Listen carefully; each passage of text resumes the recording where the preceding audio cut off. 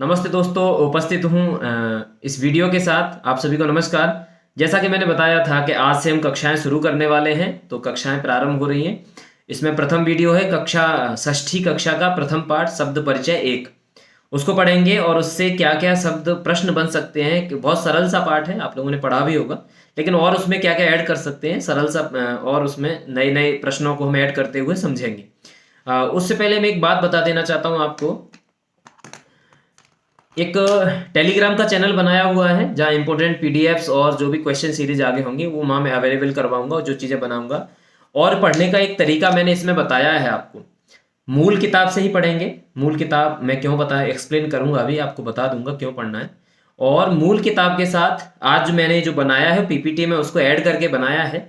लेकिन आगे हम मूल किताब से ही उसको कंटिन्यू करेंगे, उसमें ज़्यादा एक्सप्लेन कर पाऊंगा। पीपीटी बनाने का जो समय है वो बचेगा, और उसको आपको एक्सप्लेन करने के कई और तरीके हैं, उन पे मैं काम कर सकता हूँ।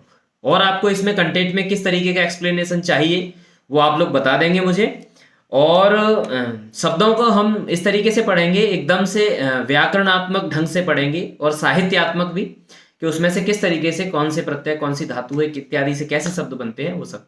एक व्यंग्य की आपको हंसी मजाक की बात बता दूं। हमारे गुरुजी थे साहित्य के, वाराणसी में जब मैं पढ़ रहा था, तो बनारस में वो साहित्य के थे, तो वो कहते थे कि इन व्याकरण वालों को चील कौए मृत्यु के बाद खाएंगे।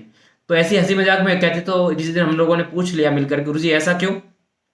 बोले कि शब्दों को ऐसे इस तरीके से नोचते हैं, शब्दों को प्रत्यय को अलग कर देंगे, इसको अलग, जैसे एक एक टुकड़े को अलग किया जा रहा है। तो ये सारी व्यंग्य की बातें थी, गुरुजनों में हंसी मजाक चलता रहता था। तो चलिए हम लोग अपना काम शुरू करते हैं, आज से पाठ को शुरू करते हैं। और इसमें एक्सप्लेनेशन का तरीका, और चूंकि थोड़ी सी संसाधनों की कमी होने के कारण अभी इसी तरीके से एक्सप्लेनेशन संभव है। आगे अगर मेरे पास व्यवस्था होती है, और भी अगर मैं अपनी टेक्नोलॉजी को थोड़ा अपडेट कर पाया और आप तक, तो मैं और सुगम सरल तरीके से इन चीज़ों को आप तक पहुंचाऊंगा। तो प्रारंभ करते हैं, और जुड़े रहिए लगातार अपने दोस्तों के साथ, सभी लोग मिलकर के तैयारी करते रहिए। चलिए शुरू करते हैं। चलिए प्रारंभ करते हैं। रुचिरा प्रथमो भागः। रुचिरा का जो प्रथम भाग है, जैसा कि पाठ्यक्रम में है, षष्ठी कक्षा की पुस्तक है ये। इसमें जो एनसीईआरटी दिल्ली से प्रकाशित है। देखिए, प्रारंभ करने से पहले मैं आपको बता दूं, एनसीईआरटी दिल्ली के बारे में हमें थोड़ी सी जानकारी होनी चाहिए। एनसीईआरटी स्थापना 1961, स्थापना 1961 में हुई थी, और उद्देश्य इसका था स्कूली शिक्षा। जो स्कूली शिक्षा है, ध्यान देना, इसमें कॉलेज की शिक्षा की बात नहीं कही, स्कूली शिक्षा में गुणात्मक सुधार करने के लिए, स्कूली शिक्षा में गुणात्मक सुधार करने के लिए एक नीति निर्माता के रूप में इस संस्था की स्थापना की गई थी। अब इसका काम क्या था? इसका काम था नीति निर्माण करके और सरकार को सुझाव देना कि किस तरीके से स्कूली शिक्षा में गुणवत्ता के सुधार के लिए काम किया जा सकता है। तो 1961 एनसीईआरटी, ध्यान रखिएगा।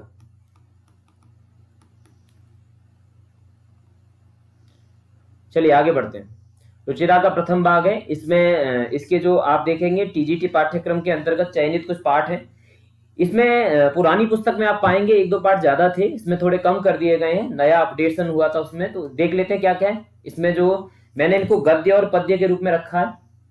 आप देखेंगे पद्य पाठ में वृक्षाः, सूक्तिस्तवकः, कृषिकाः, कर्मवीराः, विमानयानम रचयाम, और गद्य पाठों में शब्द परिचयः, ये तीनों, विद्यालय, समुद्र तटः, वकस्य प्रतीकार, क्रीड़ा स्पर्धा, दशमः त्वमसि, अह आह च, ये गद्य पाठों में। और परिशिष्टम, जो अंत में जो जैसे व्याकरण का भाग भी कह सकते हैं, कारक विभक्ति परिचय, शब्द रूप, धातु रूप, सर्वनाम पद परिचय और संख्या ज्ञान इत्यादि, ये सारे आपको अंत में परिशिष्टम में मिलेंगे।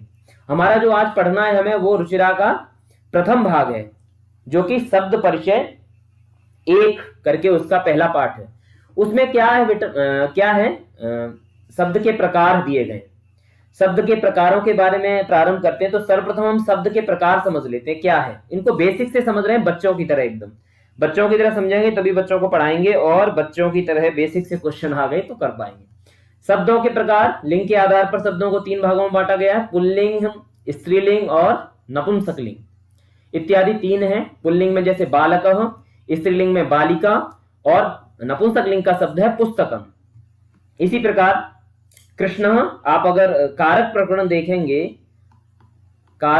देखेंगे, अगर आपने सिद्धांत कौमुदी या लघु सिद्धांत कौमुदी पढ़ी है तो कारक प्रकरण में ये 3 उदाहरण मैंने वहां से लिए। कृष्ण, श्री, ज्ञानम, ये कारक प्रकरण में दिए गए हैं। तो इस प्रकार से शब्द परिचय में आपने देखा कि 3 प्रकार के शब्द होते हैं और इस प्रकार से होता है। अब वचन देखते हैं, उनमें एक वचन, द्विवचनम, बहुवचनम, बहुत सारी कॉमन सी चीजें हैं तो मैं ज्यादा इसमें समय नहीं ले रहा हूं। एक वचन, द्विवचन और बहुवचन। रामः, रामौ, रामाः, स्त्रीलिंग में देखें बालिका, बालिके, बालिकाः। इसी प्रकार से नपुंसक लिंग में भी पुस्तकम, पुस्तके, पुस्तकानि इत्यादि रूप बन सकते हैं। तो ये आपका वचन भी 3 हो गए और शब्द के लिंग के अनुसार 3 प्रकार हो गए। देखिए आगे जो हम पढ़ेंगे, पढ़ने का 1-2 तरीका मैं आपको बता दूं। हम जो पढ़ेंगे इसमें आपको मूल किताब, जो आपकी मूल किताब है, यानी कि मैं एनसीईआरटी की किताब की बात कर रहा हूं, अगर नहीं है तो मंगा लीजिए। मूल किताब एनसीईआरटी से प्रकाशित है। इसमें आप जो नोट्स बनाएंगे, नोट्स बनाने के लिए मेरा जो व्यक्तिगत सुझाव है, ध्यान दिए ना, बहुत महत्वपूर्ण चीज बता रहा हूं। नोट्स बनाने के लिए आपको कोई कॉपी की आवश्यकता नहीं है, कोई आपकी नोटबुक नहीं चाहिए, आपको कोई रफ कॉपी इस तरीके से अलग से छापने नहीं है नोट्स। आपको क्या करना है, स्मार्ट वर्क करना है, कम समय में ज्यादा प्रोडक्टिविटी लानी है। तो क्या करेंगे, आप एक पेंसिल लेंगे, मैं नहीं कह रहा कि आप पेन से, और खुद की किताब है पेन से बिगाड़ भी सकते हैं, कोई दिक्कत नहीं, पेंसिल ले लें या पेन, जो भी आपकी इच्छा हो। जहां जहां पाठ में जो जो टॉपिक आप पढ़ रहे हैं या जो जो पंक्ति लाइन जो पढ़ रहे हैं आप, वहीं उस लाइन का पूरा ऑपरेशन कर दीजिए। ऑपरेशन इन द सेंस व्याकरणात्मक कोई प्रश्न है, वहीं की वहीं उसको नोट कर लीजिए। मैं बताऊंगा कैसे नोट करना, आगे आ रही है, मैंने इसको पीडीएफ में, पीपीटी में लिया है, उसको बताएंगे। साहित्यात्मक कोई प्रश्न है उसको वहीं कर लीजिए। दर्शनात्मक, दर्शन परक कोई प्रश्न है जो कि बहुत कम होते हैं, अगर है तो उसको भी वहीं नोट कर लीजिए, तभी आपका स्नातक स्तर सही से आ पाएगा। तो आगे बढ़ते हैं, हम लोग प्रारंभ करते हैं। इसी तरह हम इसको पढ़ने वाले हैं। पूरे शब्द का हमें क्या कर देना है, एक शब्द कोई आएगा तो स्नातक स्तर की अवधारणा और संकल्पना का तात्पर्य यही है, उसका व्याकरणात्मक, साहित्यात्मक और अवसर हो यदि उसमें हो तो दर्शनात्मक भी, उसका हमें पूरा का पूरा छानबीन कर देनी है। प्रश्न बनेगा कहां से, यहीं से बनेगा, बेसिक से क्वेश्चन। ध्यान रखना मूल किताब से, मूल किताब ही मैं आपको यहाँ पे दिखाने वाला हूं। प्रथमः पाठः अकारांत पुल्लिंगः, इस तरीके से आपके सामने वहां देखेंगे तो ये मैंने जो लगाया यहाँ पे वो उसी किताब से ही लिया गया है। ये आप देखेंगे इसमें एक गिलास दिया गया है और गिलास को आप जानते हैं चषकः, चषक शब्द है, ठीक है। इसमें शुरुआत करते हैं पाठ की, एषः कः, एषः कः, एषः, सबसे पहले एषः से शुरू करते हैं। एषः, इस तरीके से आप देखिए, पेंसिल आपके पास होगी तो मैं थोड़ा सा आइडिया दे देता हूं। एषः, एतत् लिखेंगे यहाँ पर, एतत् शब्दस्य या शब्द की, या एतत् शब्द और ब्रैकेट में यहां लिख सकते हैं पुल्लिंग, एक वचन का रूप है। इसी प्रकार से कह जो है किम शब्द का पुल्लिंग एक वचन का रूप है, ठीक है। और इसके बारे में क्या जान सकते हैं, ये सर्वनाम पद है। ध्यान देना आप लोग, सर्वनाम की संबोधन विभक्ति नहीं होती है, सर्वनाम में संबोधन नहीं होता है, ये चीज ध्यान रखिएगा आप लोग, ठीक है। सर्वनाम में संबोधन नहीं होता, कभी हमने हे एतत् या हे एषः इस तरीके से प्रयोग नहीं करते। तो ये सारी चीजें हैं। सर्वनाम की बात आ गई है तो थोड़ा सा और इसमें समझ लेते हैं। एतत् शब्द है और किम शब्द है, इन दोनों शब्दों की सर्वनाम संज्ञा जो है एक सूत्र करता है, आप देखेंगे सर्वादीनी सर्वनामानी, सर्वादीनी सर्वनामानी, इस सूत्र से इनकी जो है सर्वनाम संज्ञा होती है। प्रश्न आ जाए, अवधारणा क्योंकि स्नातक स्तर की है तो प्रश्न आ सकता है, तो आपकी जानकारी के लिए इसमें मैंने आपको ऐड कर दिया, सर्वादीनी सर्वनामानी, ये सूत्र यहाँ पर सर्वनाम संज्ञा करता है। चषक शब्द है, एषः चषकः, प्रथमा विभक्ति एक वचन में चषकः बनेगा, तो चषक शब्द को आप राम शब्द की तरह मानिए, अकारांत पुल्लिंग शब्द है। चषक प्लस इसमें सुप्रत्यय इत्यादि, सुआदि प्रत्यय होकर के प्रातिपदिक संज्ञा, वो समझेंगे आगे, थोड़ा सा शॉर्ट में बता देते हैं। सुप्रत्यय होकर के रुत्व और विसर्ग होता है, जो कि संधि के जब प्रकरण आएगा तो हम रुत्व क्या होता है, विसर्ग क्या होता है, ये सब पढ़ेंगे। पर अब इतना जान लीजिए, चषक में सुप्रत्यय है तब बनता है चषकः, प्रथमा विभक्ति एक वचन का है, पुल्लिंग का है। किम एषः बृहत्, क्या यह बड़ा है? बृहत, लघु, आपस में ये क्या है? विलोम शब्द है आपस में। बृहत, लघु, लघु, बृहत, तो ये विलोम शब्द हैं, इनको भी आप देख लेंगे। तो इसमें क्या है? एसह लघु, ये बड़ा नहीं है, ना नहीं, एसह लघु, यह लघु है। मुख्य बात इस वाली स्क्रीन से निकल करके आई, ये सर्वादीनी सर्वनामानी और चषकः सु इत्यादि ये चीजें बहुत ज्यादा नहीं पढ़ते हम लोग, तो इनको देख लेना है। अगली पे चलते हैं। आगे चित्र में आप देखेंगे एक दर्जी कपड़े सिल रहा है। दर्जी यहां पर क्या कर रहा है? ये कपड़े सिल रहा है। इसका क्या बोला है? सह कह, सह, अगेन वही बात आ गई दोबारा से। तत् शब्दस्य पुल्लिंग विभक्ते है एक वचनम अस्ति सह।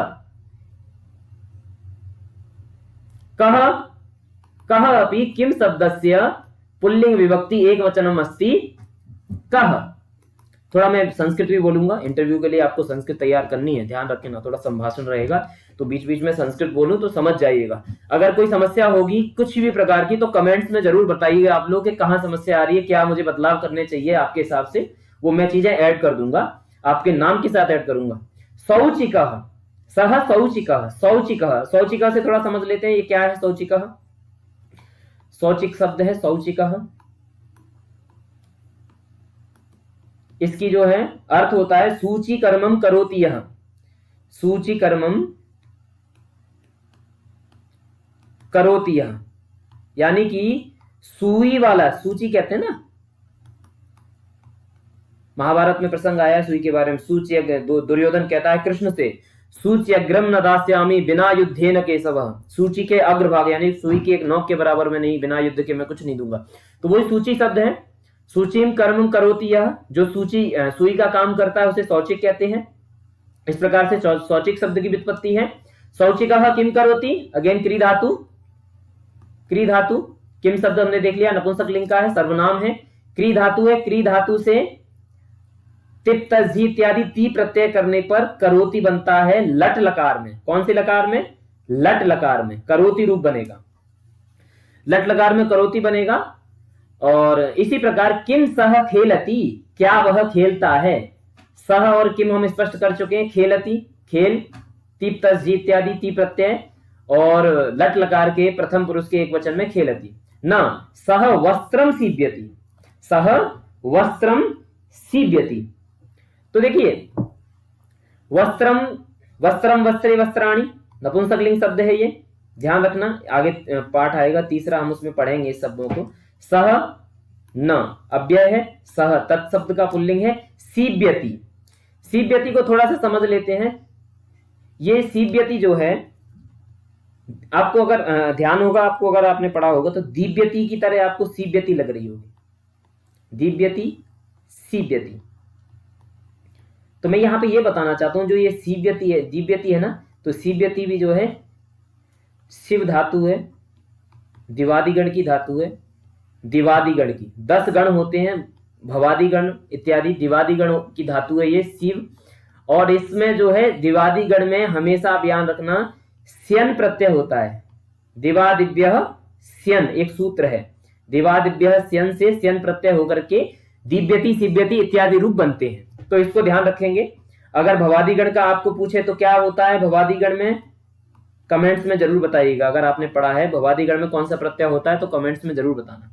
आगे बढ़ते हैं।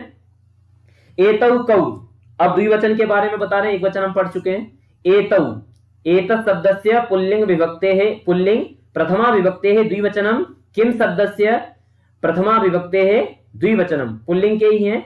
एतौ सुनकौ स्तः, सुनक शब्द है, सुनकौ स्तः। किम एतौ गर्जतः, क्या यह गर्जन करते हैं, गर्जतः।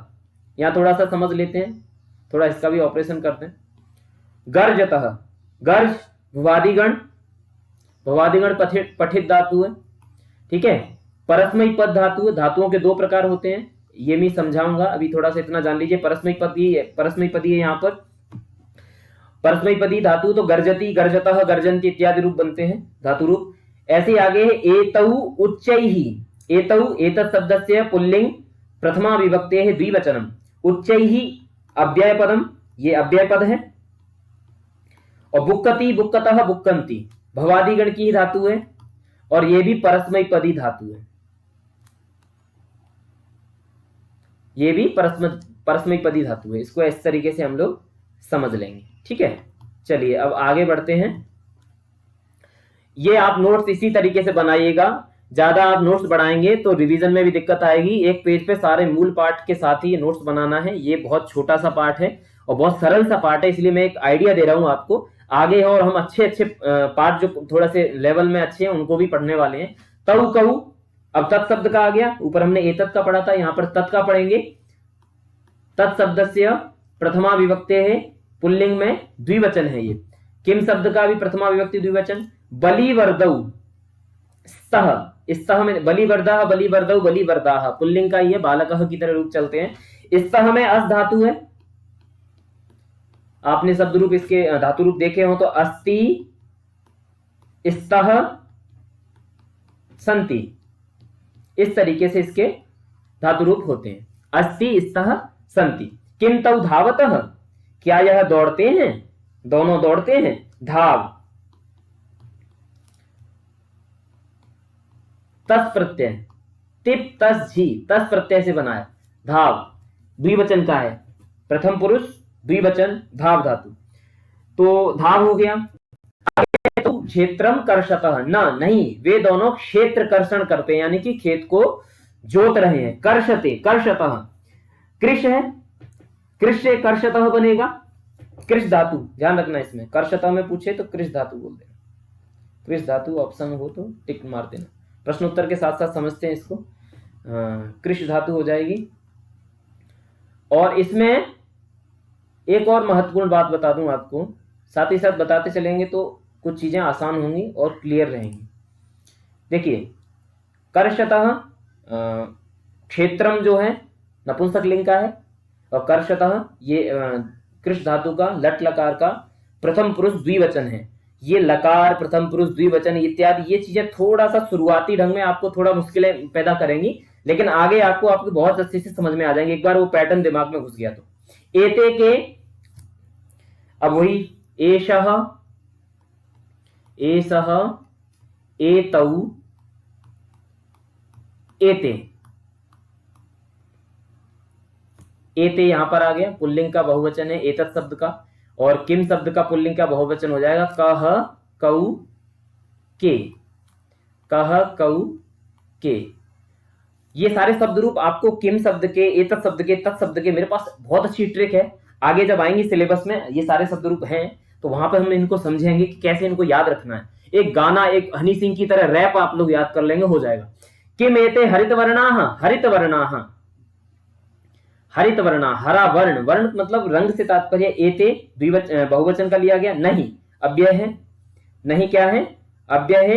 एते नील वर्णाः सन्ति, यहाँ स्पष्ट अस्ति, स्तः, सन्ति, सन्ति भी अस धातु का है, अस धातु का प्रथम पुरुष का बहुवचन लट लकार में, ठीक है। तो यहाँ कुछ ज्यादा स्पष्ट वाली बात नहीं है। स्यूताः अर्थात जो बैग होते हैं, स्कूल बैग इत्यादि, उनको स्यूतः बोलते हैं, बहुवचन में स्यूताः बनेगा, बालकः की तरह। इस तरीके से आगे बढ़ते हैं। आगे आप देखेंगे पहले ही पार्ट में ते के, अब ये तत् शब्द का आ गया।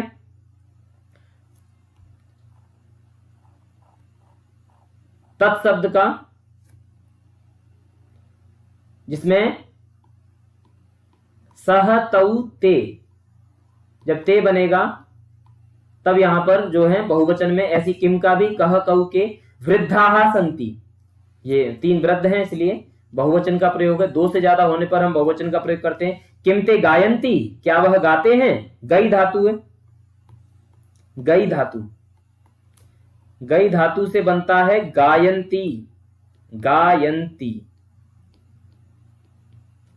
ये भी आपका प्रथम पुरुष का बहुवचन है लट लकार का।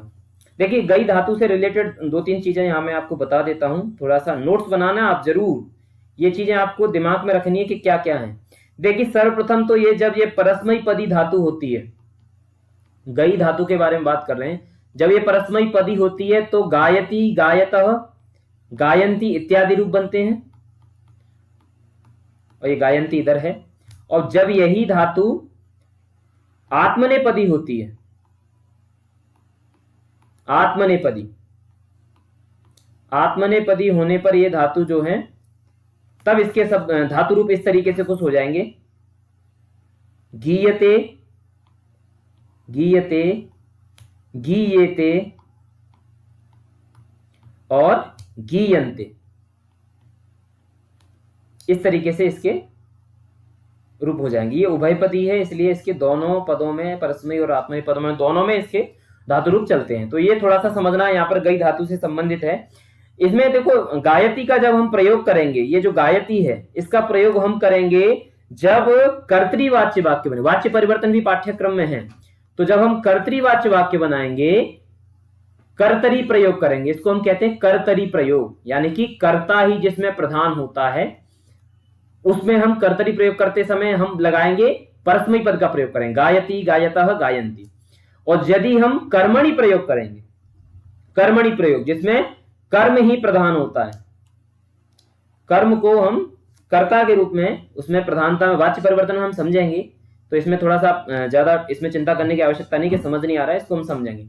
कर्मणि कर्तरी क्या होता है इसको मैं अच्छे से स्पष्ट करूंगा, बस इतना यहां पर आया इसलिए बता रहा हूं।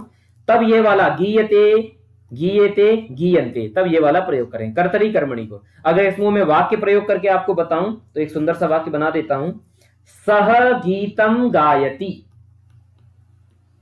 सह गीतम गायति।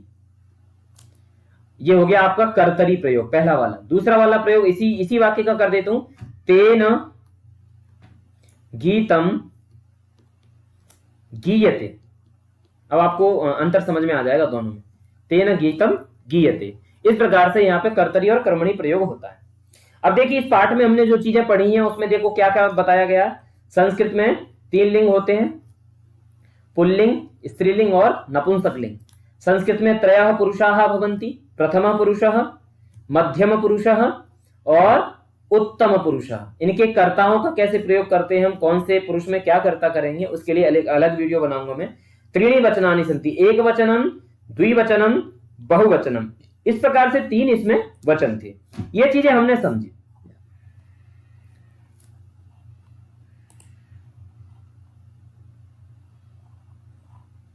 आगे इसमें हम थोड़ा सा देखते हैं कुछ चीजें। आज की जो इसमें समझने वाली बातें क्या थी, आज की मुख्य बात या ध्यान देने वाली बात क्या है, वो ये है, जिस प्रकार से चषकः शब्द था, चषकः शब्द की तरह ही बालकः भी होता है ना। देवः भी हो जाएगा, रामः भी हो जाएगा। ऐसे इस तरीके से अकारांत पुल्लिंग शब्दों को हम समझेंगे। देखिए इनका अभी इसमें अभ्यास में अभी हम देखते हैं कि कैसे कैसे शब्द दिए गए हैं। और जो ती, तह, अंति, इस प्रकार धातुओं के साथ जो प्रत्यय है इनका भी हम लट लकार में और प्रथम पुरुष में प्रयोग देखते हैं। तो ये दोनों चीजें हमने देखी। तो ये जो मैं आगे वीडियो बनाने वाला हूं और सब पाठों में, ये लास्ट में एक पेज आपको ऐसी ब्लैंक में मैं दिखाऊंगा कि आज हमने क्या क्या सीखा और क्या क्या समझा। तो देखो उसमें एक बार रिवीजन में आपको बता दूं, सर्वप्रथम सर्वादीनी सर्वनामानी, इससे हमने शुरू किया। जो मुख्य बात थी समझने वाली, उसको आपको याद रखना है कि किस शब्द से सर्वनाम संज्ञा है, एनसीईआरटी की स्थापना याद रखनी है, और नोट्स बनाने का तरीका मैंने आपको बता दिया है, ठीक है। और इसमें आगे जाएंगे, सौचिकः का किसको कहते हैं, दिव्यति में, सिव्यति में क्या होता है, कहाँ की धातु है सिव्यति, ठीक है। गर्जति और बुक्कतः ये दोनों भी आपको पता होना चाहिए। कर्षति में क्या है, और गायति जो है गई धातु है उसके किस तरीके से प्रयोग होते हैं, ये सारी मुख्य बातें मैंने आपको बताई। अब इनको समझेंगे और आगे अभ्यास को एक बार देख लेते हैं। अभ्यास देख के हमें अच्छे से समझ में आ जाएगा कि हमें किस तरीके से प्रश्नों को सॉल्व करना है और बच्चों से कराना है। अभ्यास को जैसे आप जाएंगे, अभ्यास पर सबसे पहले ये आपको शब्दार्थ मिलेंगे। ये इनके शब्दों के अर्थ मैंने बता दिए हैं। आपको अगर और समझना है तो इनको आप ध्यान में रख सकते हैं। कभी कभी शब्दों के अर्थ भी पूछे जा सकते हैं, पर मुझे नहीं लगता कि ये जो है इतने कठिन होंगे आपको याद करने में। अभ्यास में सर्वप्रथम उच्चारण है। उच्चारण की अभी कोई आवश्यकता नहीं है, इसको छोड़ते हैं। बहुत महत्वपूर्ण पक्ष ये जो है चित्रों को पहचानना है, उच्चारण करना है, ये बच्चों के लिए ही है। ये वर्ण विच्छेद के जरिए, देखो मैं ये चीज़ आपको इसलिए बताना चाह रहा था, हालांकि बहुत सरल चीज़ आपको लग रही है, इसको भी क्या बताने की आवश्यकता है, लेकिन मैं इसलिए बताना चाह रहा था। देखो पुल्लिंग को पहचानने का तरीका है, पुल्लिंग शब्द को पहचानने का तरीका है। आपको लगता है पुल्लिंग शब्द है, अगर उसमें विसर्ग लगा हुआ है तो प्रथमा का है, और ये इस तरीके से पुल्लिंग को पहचान सकता है। अगर इसी जगह से अंतिम में आ आता है वर्ण विच्छेद करने के बाद, तो आकारांत स्त्रीलिंग हो जाता है। और अ शब्द है, और वो शब्द संस्कृत का शब्द है, अंत में आ रहा है, तो ये नपुंसक। कुछ ट्रिक्स हैं, कहीं कहीं फॉलो हो सकती हैं, हर जगह नहीं। ये चीज़ें आप ध्यान में रख सकते हैं। तो इसको ज़्यादा बता नहीं बच्चों, इसे आप आराम से कर सकते हैं, कोई समस्या नहीं है। बच्चों के प्रश्न हैं तो मैं इनमें ज़्यादा समय नहीं बिताऊंगा। मैं कुछ चीज़ें वही बताना चाहता था आपको जो मैंने बता दी है, और ये सारे प्रश्न हैं। तो इस वीडियो को यहीं ख़त्म करते हैं। और ख़त्म करने से पहले मैं एक चीज़ आपको बता देता हूँ, ये जो है इसमें जो आप, मेरा एक टेलीग्राम चैनल भी है, KVS टीचिंग बालाजी के नाम से ही है, जिसकी लिंक इस वीडियो के साथ ही है। कुछ महत्वपूर्ण PDFs वगैरह कुछ चाहिए होंगी जिन्हें मैं प्रेजेंट करता हूँ, वो PDF आपको वहाँ अवेलेबल करवा सकता हूँ, इसी नाम से है। इसकी लिंक मैं डिस्क्रिप्शन में दे दूंगा, आप लोग ज्वाइन कर सकते हैं। और सब्सक्राइब करिए, मैक्सिमम इसको शेयर करिए अपने दोस्तों से, और तैयारी करिए दोस्तों। सब प्रायोरिटी पीछे, सारी प्राथमिकताओं में सर्वप्रथम प्राथमिकता आपकी जो है तैयारी करना है। परीक्षा का संभावना पूरी है परीक्षा की। इसके लिए भी मैं कुछ अगर डॉक्यूमेंट मुझे मिलेगा डिपार्टमेंट से या कहीं से भी, कैसे व्यवस्था करके, तो परीक्षा की तिथि के बारे में भी आपको बताऊंगा कि क्या तिथि संभावित हो सकती है। मेरे अनुमान से, अभी व्यक्तिगत अनुमान बताऊं, किसी पर्सनल के विषय में ना बोलते हुए, व्यक्तिगत अनुमान से मुझे लग रहा है जहां तक कि मार्च के बाद ही परीक्षा होनी चाहिए, क्योंकि मार्च में CBSE व्यस्त होगा। इसमें लॉजिक ये है, इसके पीछे एक लॉजिक यही है, CBSE व्यस्त होगा मार्च जो है बोर्ड के साथ। 10th और 12th की जो परीक्षाएं हैं वो बोर्ड के साथ CBSE व्यस्त होगा।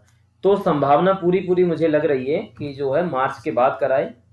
फरवरी के बहुत कम चांस है, फरवरी से लगभग शुरू हो जाती है परीक्षाएं, तो मार्च के बाद का ही लग रहा है। लेकिन आप लोग अपनी तैयारी जितना जल्दी हो सके, सिलेबस को एक बार पढ़ लीजिए, उसके बाद रिवीजन करिए, और बढ़िया से टेस्ट सीरीज में हम लोग आएंगे, टेस्ट सीरीज लगाते हैं। तो मैं समझता हूँ इस वीडियो को यहीं खत्म करना चाहिए। आज के लिए इतना ही। बने रहिए, देखते रहिए इस चैनल को, और सब्सक्राइब करिए। धन्यवाद।